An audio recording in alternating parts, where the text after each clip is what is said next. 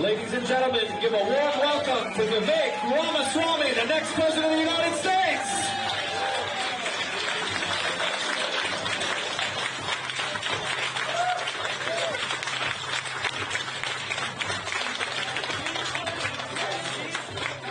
Good to see you guys. Good to be here, guys. Good to be in Saginaw. We want to have an honest conversation today. Let's take the restraints off. You know, you go through the different stages of a political campaign. It takes you a little while to get warmed up. But I'd say I'm done speaking with the filter that others would have me prefer to speak with. Let's just get honest here and get right into it. All right. We're in the middle of a cold cultural war in this country. That's where we are. You can't win a war unless you know that you're actually in one. All right, that's the first step. And we're in a war in this country. It is between those of us who believe that all men are created equal, endowed by their Creator with certain inalienable rights, among these life, liberty, and the pursuit of happiness, who believe in the creed of Martin Luther King Jr., that you get ahead in this country not on the color of your skin, but on the content of your character, who believe that every kid grows up and achieves what he wants with his own hard work, commitment, and dedication. And you know what? That you are free to speak your mind at every step of the way. That you get to speak your mind, and you do too, as long as I get to in return.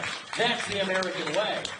Who believe that instead of using our own military to protect somebody else's border somewhere else, let's use our own military to protect our own border in this country, because nations have borders and we shouldn't apologize for it. Who believe in American exceptionalism, that the United States of America, flawed though we may be, imperfect though we may be, is still a nation founded on the pursuit of a more perfect union, the pursuit of liberty, equality, and justice for all, and that is the last best hope for the free world. That is one side of this war.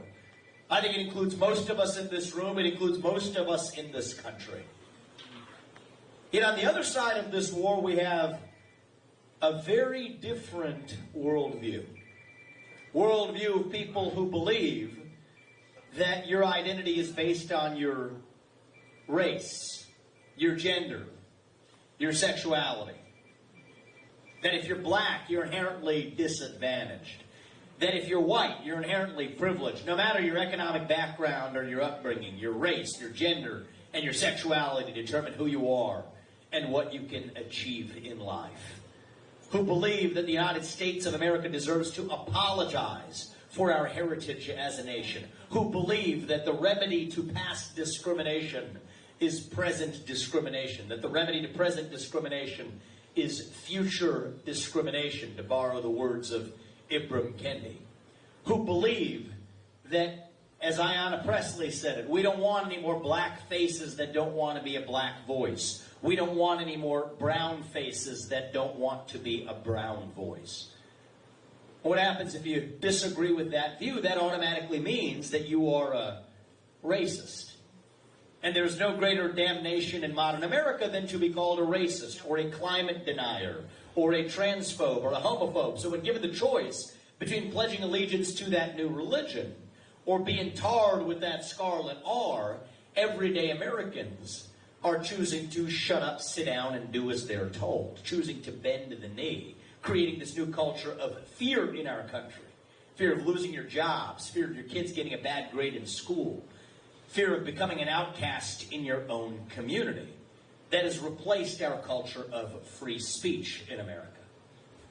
See, those are the two sides of this war. There's no middle ground between group quotas and meritocracy. There's no middle ground between being proud of American exceptionalism and apologizing for the existence of this country. There's no middle ground between one side that embraces growth and prosperity and the other side that flogs ourselves at this cult of climate that shackles carbon emissions in the United States while leaving places like China untouched. It's either one or the other, and to win a war, you have to know that you're in one. Now, I have good news for you in this war.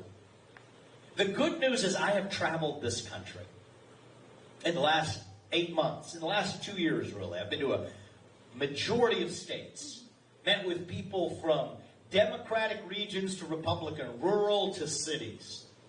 And what I can tell you is that most people in the United States, most Americans, are on our side of this war. By far, 80+% of this country. And the even better news is half the 20 on the other side are people younger than me who never learned those ideals in the first place. We can bring them along too. That's the good news. But the bad news, and it's the hard truth, is that the other side is still winning this war. And the question for us today to talk about is why? But this is the part you're not supposed to get to in a traditional political campaign. They taught me at the beginning that you got to simplify, you got to dumb it down. You can't talk about this kind of detail, you're going to lose people. I don't care. All right, if I'm going to lose an election this way, so be it. We got to speak the truth, speak it with clarity, and I'm going to trust you guys to follow along as we go through a story that is, I'm going to admit, it's a complicated story. But I would rather go down telling the truth than to win by playing some political platitude, poll-tested nonsense. We're done with that. Okay? That's the truth. So I'm going to trust you guys with it. Thank you. So this one starts back in 2008. That's where my eyes opened to this story first. I got my first job in the fall of 2007 at a financial firm in New York City on the eve of the 2008 financial crisis. That was fun. And what happened was, the eve after the 2008 crisis, a Republican administration, this isn't a Republican or Democrat story I'm about to tell you, by the way. It has nothing to do with partisanship. A Republican administration used our money, taxpayer money, to bail out a bunch of big banks. And so there was a lot of anger in this country about that. That's when the Occupy Wall Street movement started to literally occupy Wall Street. And agree or not, what the old left had to say was, we're going to take that money from those wealthy corporate fat cats and redistribute it to poor people to help poor people. Agree or not, that's what the old left had to say. But right around that time, there was a birth of this new strand of the left that has a slightly different theory of the case. What they said was, it's not really economic injustice and poverty anymore. No, it is racial injustice and misogyny and bigotry and climate change. Think about that. If you're Wall Street, Occupy Wall Street is a pretty tough pill to swallow. But the new woke stuff is actually pretty easy. Applaud diversity and inclusion. Put some token minorities on your boards. Muse about the disparate impact of climate change after you fly in a private jet to Davos. It's pretty good work if you can get it, actually. But they didn't do it for free. They expected the new left to look the other way when it came to leaving their corporate power intact. And it worked masterfully for both sides. You see, it's not an arranged marriage of love between these two strange bedfellows. It's more like mutual prostitution. And the net result of that act is the birth of this new woke industrial monster that is far more powerful than big government or big business alone. It is a combination of the two that can do what neither can on its own. So that's how they use that to put Occupy Wall Street up for adoption. You don't hear about that anymore. Interesting how that works, right? So then you get to Silicon Valley. They're watching this and say, okay, that worked pretty well. The old version of break up big tech used to come from the left. We forget that. And so when Silicon Valley realized, all right, that worked pretty well, let's get it on the game. We will censor hate speech and misinformation as you define it. But we won't do it for free. We effectively expect that the new left look the other way when it comes to leaving our monopoly power intact. And again, that trade worked masterfully for both sides. Now, the old left forgets about break up big tech as long as big tech is actually advancing the ends of the new fringe woke left that has most of the Democratic Party in a chokehold, even though most of the Democratic Party doesn't actually represent that fringe. So then you go one at a time. Now get the K through 12 education. Just look at the last few years. Right, it's easier for a bunch of teachers' unions to lock up the schools for 2 years. Kids in the inner cities aren't learning how to do math. Well, what do they say? Last year, they started saying math is racist. Now, 2 + 2 = 4, that's not racist. But what might be inequitable is failing to teach a bunch of black and white kids in the inner city how to do math and use this woke smoke to deflect accountability for their own failure. Now you get to colleges. Think about my generation. Many peers who graduated from college when I did still haven't paid off their college loans yet.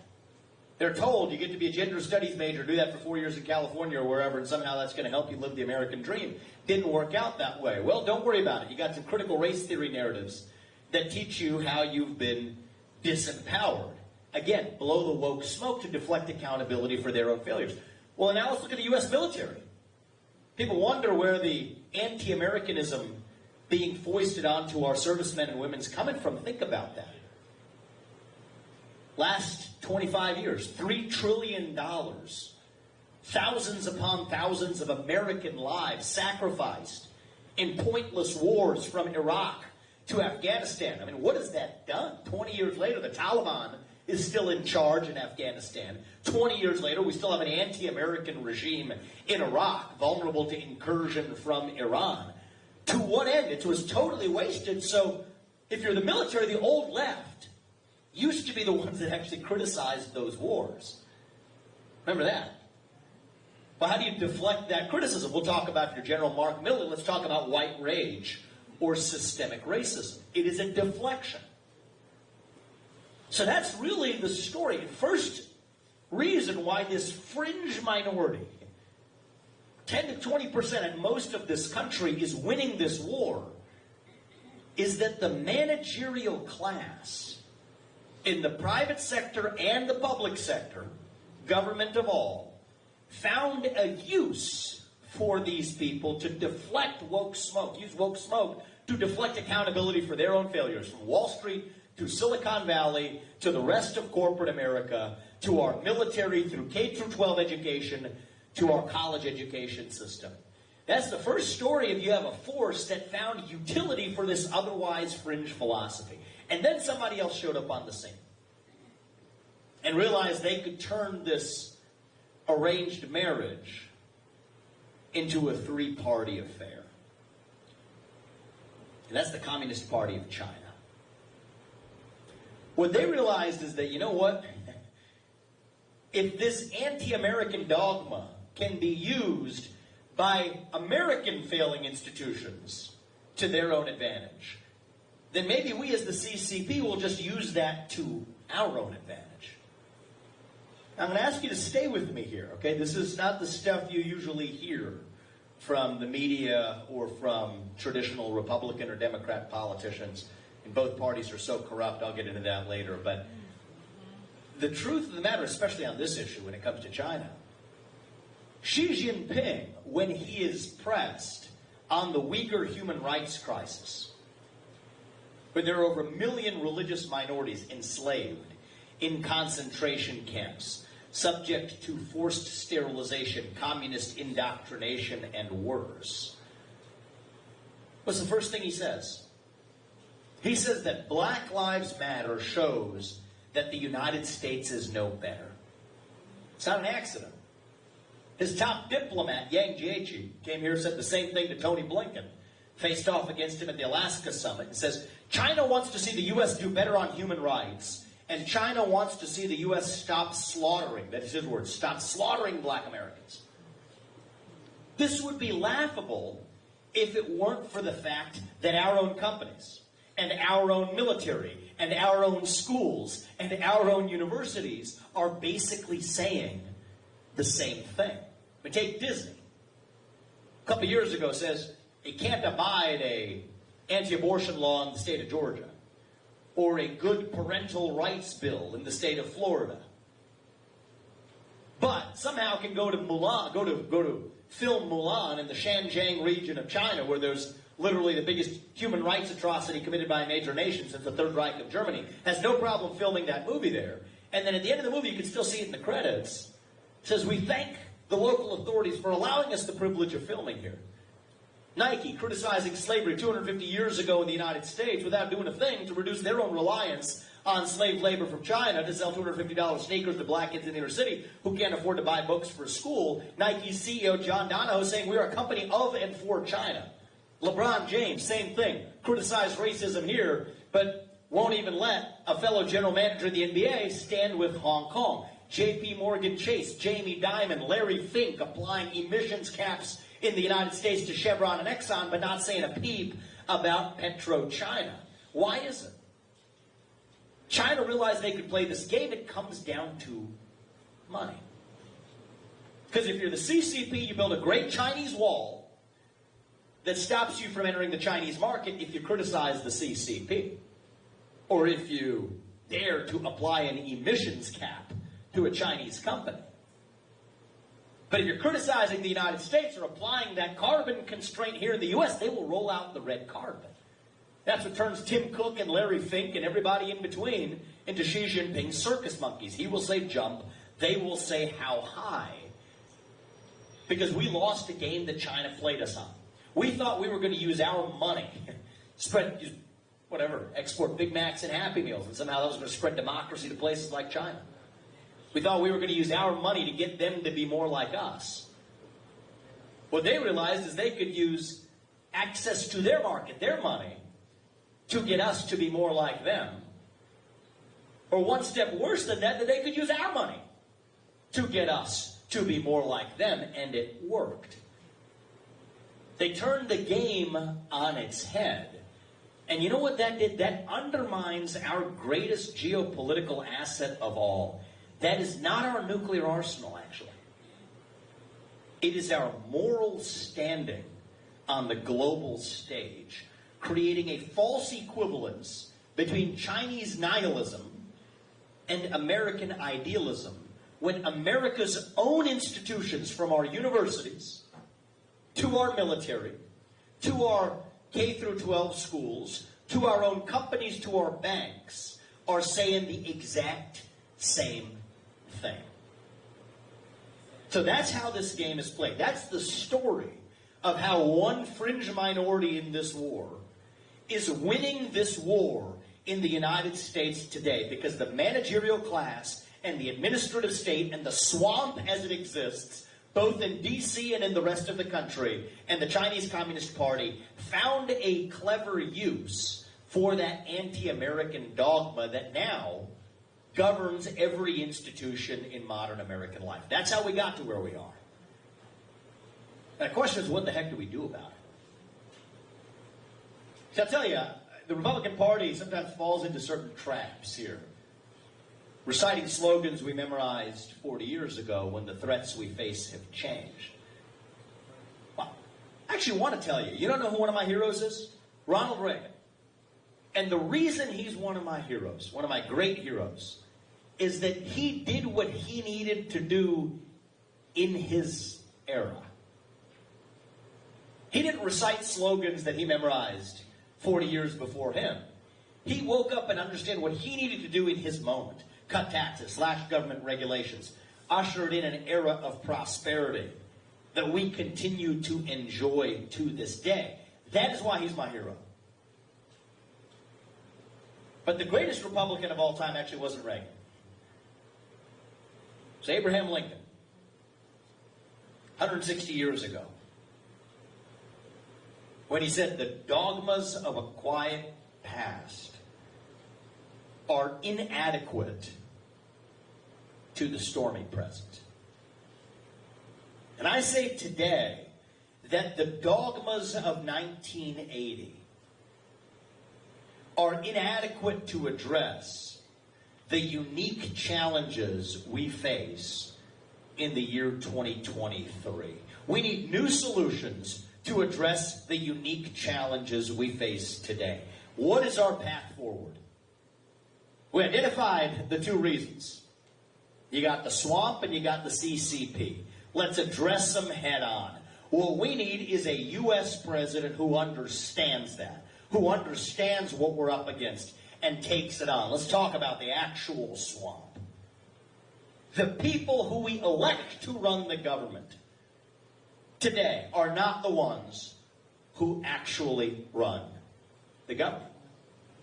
It is the deep state, the shadow government in three-letter agencies that work with private sector actors to do through the back door what Congress could never do through the front door under the Constitution. So what I've said is, as your next U.S. president, my top mission and I don't need Congress for permission or forgiveness on this. As your next president, we will finally shut down the unconstitutional administrative state in the United States of America. 75% headcount reduction in the number of federal bureaucrats. Rescind a majority of those federal unconstitutional regulations. We are done with it. If I can't be your next president for more than 8 years, which I think is a good thing, then neither should any of those federal bureaucrats reporting into me either. 8-year term limits for the bureaucracy instead of civil service protections. We are done with it. By the way, when there are government agencies that should no longer exist, like the FBI or the IRS or the ATF or the CDC or the U.S. Department of Education, we're not just going to tinker around the edges. We will get in there and shut them down. That is how you revive the integrity of a constitutional republic. See, these aren't black ideas or white ideas. These aren't Democrat ideas or Republican ideas. They're American ideas. This is how we unlock our economy. What do you think is getting in the way of American energy? Let's drill, frack, burn coal, embrace nuclear energy, put people back to work instead of paying them more money to stay at home, stabilize the U.S. dollar, rescind those unconstitutional federal regulations that are shackling our economy by the day. That's how we drive change on the time scale of history in this country. So do that at home, that's great. Or do we do abroad? Here's why we're not doing a darn thing about China. That includes the Republican Party and the super PAC puppet masters who are responsible for holding the Republican Party and most of the other compliant puppet candidates in their pocket, is the Chinese Communist Party. We have to declare independence from our enemy. That is the Declaration of Independence of the 21st century. That is the Declaration of Independence I will sign as your next president. We will declare independence from Communist China. That is how we move this nation forward. We're done with it. And if that was a Russian spy balloon flying over half this country, you want to know what we would have done? We'd have shot it down in an instant and ratcheted up sanctions. But we didn't do it for China because we're scared. We're scared because we're addicted to China, addicted to the fentanyl that they're pumping across our southern border, addicted to the digital fentanyl they're putting in our kids' hands, addicted to financial fentanyl in the form of our national debt. We're addicted to our enemy. And so I've said that when we declare independence from China, we're actually serious about it. The first step to declaring independence from China abroad is to declare independence from the climate cult here at home that shackles the United States but leaves China untouched. It's interesting how the very people who want to stop carbon emissions in the United States are perfectly fine with shifting those carbon emissions to places like China. It's interesting how the very people who are against carbon emissions in the United States are also against nuclear energy, the greatest form of carbon-free energy production known to mankind. Now think about that. You don't know why? Because the climate agenda has nothing to do with the climate. It has everything to do with global equity, particularly letting China catch up to the United States. That's why China has Gen 4 nuclear reactors while we have none in this country. That's why China is burning more coal in the last year than it ever has, while the United States is burning less than it ever has. It is a farce, and both political parties are falling for it in plain sight because China has itself its boot on the neck of the donor class that controls both of those parties through the super PACs that effectively determine who your next nominees are. At least that's how it works. We're going to put an end to that system. So that's the first step. Declare independence from the climate cult here. That helps us declare independence from China. But then we got to go to every other sector of American life. Semiconductor independence. The little chips that power the phones in our pockets, or the lights, or the refrigerators that kept your bottles of water cold before you drank them this morning. We depend on a tiny island nation off the southeast coast of China, that's Taiwan, for our modern way of life. We have to declare semiconductor independence from Taiwan. We have to declare independence when it comes to our pharmaceuticals in this country. 90% of our over-the-counter pharmaceuticals coming to us in our medicines cabinets from China. Now, I want you to think about this with me. Think, people. We got to think. We cannot just take what we are fed at face value and behave like a bunch of automatons like the puppet masters want us to. We have to think as human beings here. The same country that is sending from Wuhan, I'm not making this up, the synthetic precursors to make fentanyl to the Mexican drug cartels that are in turn lacing that fentanyl into Percocet and other drugs that kids are illegally buying on Snapchat. I've met parents in this country.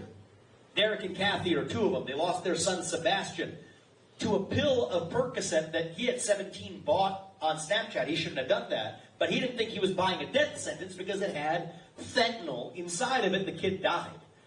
Okay, so the same country that's intentionally lacing illegal pharmaceuticals as part of a one-sided opium war that they're waging on us, and they absolutely are. You think that country, if we're in a conflict with them, isn't going to do the same thing to the legal pharmaceutical supply chain that they're supplying 90% of to this country? The same country that made a virus in a lab and then leaked it to unleash hell on the world and kill hundreds of thousands of Americans. You think they're not going to do the same thing when push comes to shove when it comes to our pharmaceutical supply chain? Forget about it. We're not going to depend on China for the pills we put in our mouth out of our medicine cabinet. Oh, and then it gets even worse. Our own military. The F-35 jets that we're building in this country. Every major piece of military equipment we can't build without a supply chain that depends on China. Think again with me, people. Think about it. If we're building up a military, why do you think we're doing it? God forbid we're in a conflict scenario with China, but if we are, you think they're going to continue to provide the parts for the fighter jets that we're going to use to supposedly bomb them? Of course not. This makes no sense. We have to declare independence from our enemy for our modern way of life. That is what it takes to win this war. We win, they lose. It's that simple. Now, to win the right war, as I said, the first step is you got to know you're in a war. But the second step, and I think this is important, this is where we are. This is what comes down to this election. You need the right general to lead us to victory in that war. That is what we're talking about now. You got to know that you're in the war, and then we got to have the right person to lead us there and actually win. Well, the first thing is you need a commander-in-chief who knows we're in a war. Let's be really frank, that leaves three candidates in this race. Ron DeSantis, Donald Trump, and myself. That's it. Let's be very frank about that. The only three candidates who recognize that we actually are in that modern war in this country. Let's wake up to reality. Next thing is you need a commander-in-chief who cannot be captured by the super PAC puppet masters that control both political parties. Dirty little secret I've learned in the last 7 months in American politics. You think it's ugly? I did too. It is far uglier than you imagine. Every politician in either party, doesn't matter, it's not even their fault. Most of them are good people, actually. I've gotten to know that. They will still dance to the tune of their biggest donor. That is, as the sun rises in the east and sets in the west, so it is true in American politics. Every circus monkey jumps to the tune of their biggest donor. Now, in my case, that biggest donor is me. So that brings us down to two. We've got Donald Trump and myself. So the question is, who's going to be the general that leads us forward to actually win this war? And I think today, more than in 2016 now, we need a commander-in-chief who hasn't already been wounded in that war. We need somebody from a different generation to reach the next generation. We need somebody with fresh legs. I'm 38 years old. I'll be the youngest nominee the Republican Party has ever put up. I will be the youngest president this country has ever had. And we live in a moment where it will take somebody from a different generation to actually reach that next generation and revive the missing ingredient we're going to need to ultimately recapture our country. That's our national pride in the United States of America. Young people today, we're no longer proud to be American. 60% of Gen Z says they would sooner give up their right to vote than to give up their access to TikTok. I'm not making that up. The crisis of national pride. Young people got to have skin in the game. You got to know something about a country to value that country. That's why I say every high school senior who graduates from high school should have to pass the same civics test that every immigrant, for that matter, has to pass in order to become voting citizens of this country, including many of you in this room. Okay? Got to have skin in the game to play in that game. Part of the problem is I grew up into a generation where we were taught to celebrate our diversity and our differences so much that we forgot all of the ways we're really the same as Americans, bound by a common set of ideals. And I believe it deep in my bones, those ideals still exist. That's why I'm running for president, to revive them. And here's really where my generation and younger, where we lost it. We are hungry for a cause. That's what's going on. We're lost. We're starved for purpose and meaning and identity. At a time in our national history when the things that used to fill that void, faith in God, patriotism, belief in country, hard work, belief in self, family, these things have disappeared.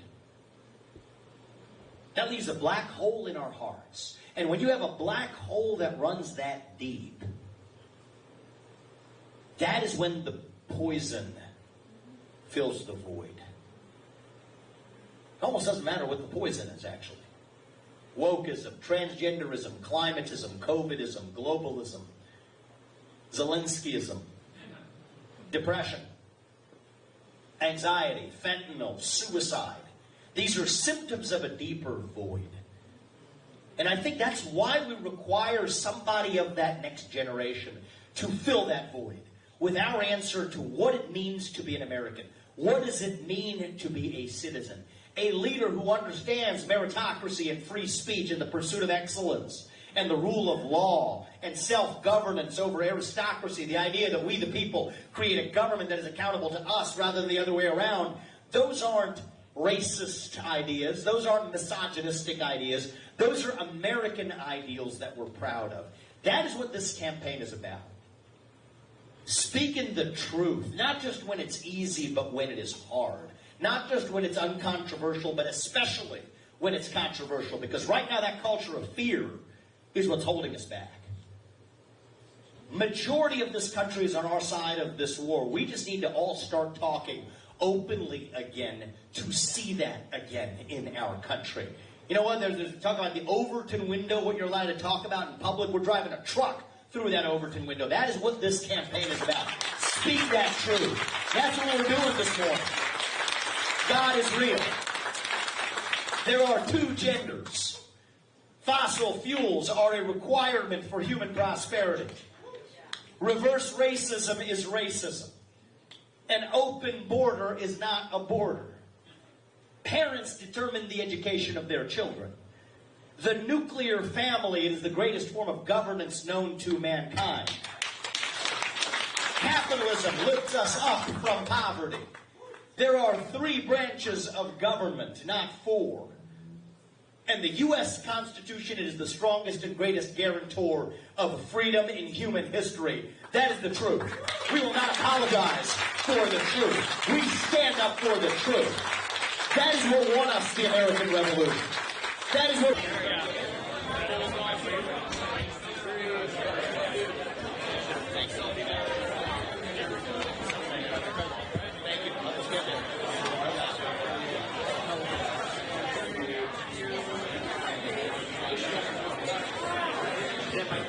Good. Thank you, sir.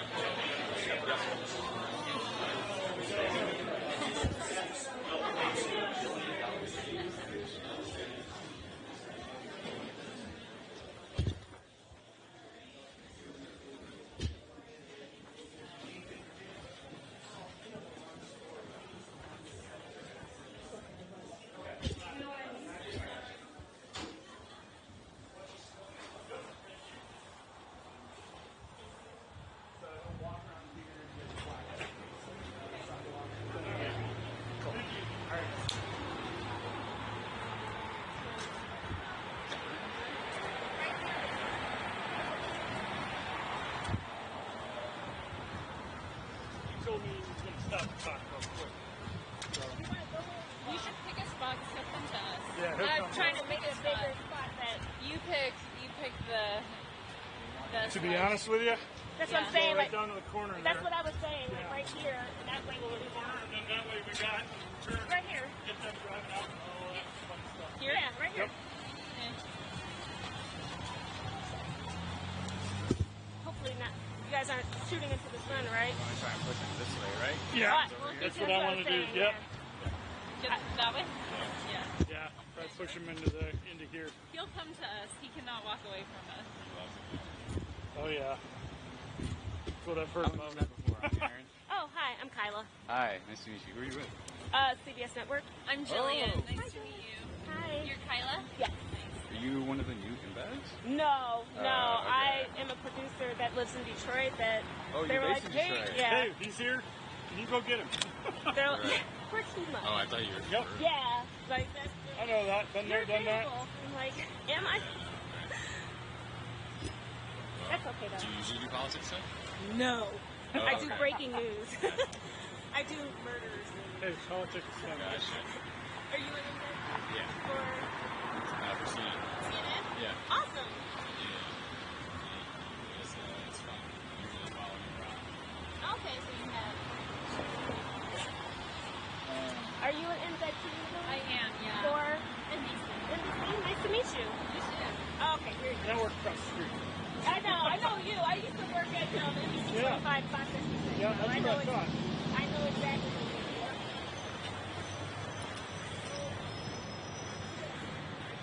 The grass? Okay. I'll let you guys ask questions. A couple minutes. Roll pretty quick here.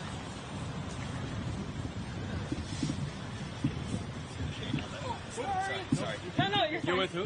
I'm with CBS. CBS. Okay, cool. We'll just go across. Well, I'll just make a couple comments on being in Michigan. So why are we here? First of all, I think it's an important state, and it's a good cross section. I'm pretty sure I've spent more time here than any other candidate in the race.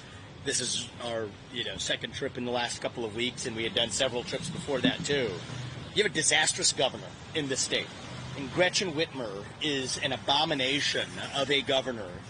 Gavin Newsom takes a lot of the flack, and appropriately so. But you want to look at how many of the top 50 cities, I think it's like 8 of the top 50 cities in crime are in the state of Michigan. 2 of the top cities in terms of crime, top 10 cities in the country, are in Michigan. We're going to Flint now, where crime is running rampant. We're here in Saginaw, which has a really sad state of crime, in part falling at the feet of this governor. Shut down this state when she didn't have to. And so I think she's an example of a national disaster, an embodiment of a Democratic Party that is in the chokehold of a fringe minority to whom she's bending the knee. And I think that part of this as well, I've said I want to shut down the FBI. What a farce that the kidnapping or the alleged kidnapping plot of Gretchen Whitmer, the reason some of those people were acquitted was that was itself an FBI plot. So in many ways, Michigan ends up being ground zero for many of the problems I'm talking about at a national scale. Dependence on China, the Goshen plant that we're going to, shamefully a CCP owned, a CCP controlled, and CCP company that pledges allegiance to the CCP operating a battery plant here in Michigan. It's the embodiment of a state. We're going to Flint and forgotten cities that I think other candidates in both parties have frankly forgotten. We're not going to leave it forgotten. That's why we're here. And I think that not everything's going to be done by the U.S. president. I think we need better governors in states like Michigan. That's what it's going to take to revive this country. It's a big part of why I'm here. So we'll take a couple questions and then we'll go. You said on Twitter you'd be willing to debate a smart Democrat. Did you have anyone in mind? I think smart Democrats exist. I think most of them prefer to hide from me. So if one of them wants to step up, I mean, the only reason I said that is because the Republican Party is apparently completely afraid of open discussion if it involves somebody like me. If it involves Ron DeSantis, they're perfectly fine with it on Fox. But the fact that they swooped in to cancel what was a pre-planned discussion with 2 guys, by the way, who disagree like hell with each other. That's me and Chris Christie. But the one thing we agree on is that we'll always face off with somebody who disagrees with us. The fact that the RNC swooped in to silence open discussion in the party says a lot about where we are in this race. This is the moment where the establishment is deciding they want to close ranks, a closed-door retreat of mega donors trying to narrow the field with their single obsession of how to find one candidate to take on Donald Trump. It is corrupt. And I think that both parties are corrupt. The super PAC puppetry in both parties, I think, has drained the lifeblood out of both major political parties. And so might there be a smart Democrat that sees the same thing happening on that side of the aisle, but that actually wants to debate the issues free of the super PAC puppet masters? Sure, I'm sure that exists, and I'd be happy to have that debate. But one of the things I've learned is how corrupt the establishment in the Republican Party itself is. They don't want the voters to actually decide who the nominee is. They want that decided in the way the old world England model used to do it, in the back of palace halls. Except this time those palace halls are the back of super PAC conferences that decide who they think their puppet really is going to be. And I'm done with it. What's your thought in terms of what happened to the Speaker of the House and everything? You know, I think that a little bit of creative destruction can be a good thing from time to time. And so everybody's so busy talking about who's going to be the person figuring out a slot where nobody's talking about how you deal with a $33 trillion national deficit and a border crisis of historic proportions. I prefer to talk about the what and the why. If it says, what's the plan to replace the speaker? My question is, what's the plan to address the actual crises this country's facing? That's where I'm focused, and so I would like to see some good come of this. And I'm confident that if we're actually dedicated to talking about the issues, some good can come of this. Donald Trump said that he may testify in this trial that he's in right now. Do you think that that is a smart move? And do you think that he should consider, you know, if he's talking to a judge, he should talk to you guys and debate you guys? Do you think that that can kind of ease him into something that can happen with you? I'm not a legal analyst of a particular court case. I've lost track of which court cases are happening when. I think the reality is a lot of the prosecutions against Donald Trump, the prosecutions in total, are politically motivated persecutions. They're distractions from the real debates we need to be having in this country. And when I look increasingly at the Democratic establishment, I'm increasingly convinced that is by design. They knew exactly what they were doing in the timing of bringing this spate of cases all at the same time. And sad to say, their plan appears to be working out for them in the timing of how they've scheduled out these trials, which purposefully distracts the nation. The left is masterful at deflections. I talked about it in there, blowing woke smoke to deflect accountability for the real issues we need to be talking about. Failures in our education system, to our military. Wokeness is a convenient deflection. Now they're using the Trump trials as a convenient deflection too, and I don't want to play along in that game by falling into that trap. Is there someone in the House Republican caucus who you would want to see take over as Speaker? I think there was some speculation this morning about Donald Trump potentially being nominated. I don't think he'd be a bad choice. I think that right now we need to shake things up. And I think that there's a value in chaos at times. If you want a status quo that has given us a $33 trillion national debt, a porous and dangerous southern border, dependence on an enemy in communist China that we depend on for a modern way of life without an iota changing it, a flailing economy we haven't seen since Jimmy Carter, corruption at the highest ranks of the government in both parties, and frankly, weaponization of the justice system of a kind that resembles a third world nation. If that's the status quo, then yeah, I think a little bit of chaos may not be a bad thing as an alternative to that status quo, but I think it needs to be somebody who's willing to actually not just play by, you know, the genteel rules of what got us to the mess that we're in, but somebody who's actually going to break the system and get us out of that mess. You don't think anyone in the House who could do that? I'd be open-minded. I'm not. I don't spend my days walking the halls of Washington, D.C. or Congress. I'm an outsider coming in. But whoever that is, it needs to be. I think an outsider may not be a bad thing, and I think whoever it is needs to behave like an outsider to really shake up the way things are done in Congress. Just real quick Thank on you. the strikes and that, what would you? So look, I'm sympathetic to the workers. I don't have a lot of patience for the union bosses who I think are just using the workers and politicizing them in the same way that Biden is. But I have a lot of patience for the workers. People are going through hardship, but the real picket line needs to be in Washington, D.C. at the feet of an administration that has left these workers holding the bag. Inflation, higher prices, higher mortgage rates for their homes, and flailing and stagnating wages at the same time. That's a triple whammy. That's going to change on my watch, but I think the real picket line needs to be in Washington, D.C. In the meantime, we need a president who's going to get the job done. That's why I'm going to do it. Thanks.